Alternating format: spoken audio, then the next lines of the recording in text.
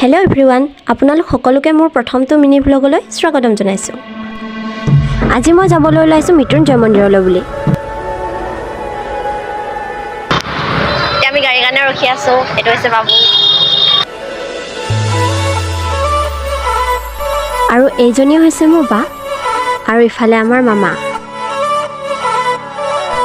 আৰু ইফালে মোক চাওকচোন, মোৰ গাড়ীটো টোপনি, কিন্তু মোক সঁচাকৈ টোপনি যোৱা নাছিলোঁ দেই। গাটো অলপ বেয়া লগাৰ কাৰণেহে মই টোপনি গৈছিলোঁ। আৰু ইফালে মামা আৰু ভাগিনী মিলি ভিডিঅ' বনাই। তেনেকৈ আমি আহি প্ৰভুৰ কৃপাত মৃত্যুঞ্জয় মন্দিৰ পালোঁহি।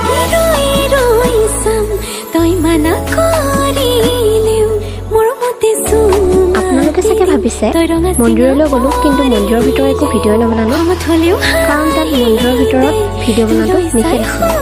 সেইবুলি মই মন্দিৰৰ বাহিৰৰ কাষতে থকা ঠাইখনত দুটামান ৰিলছ বনাই ল'লোঁ।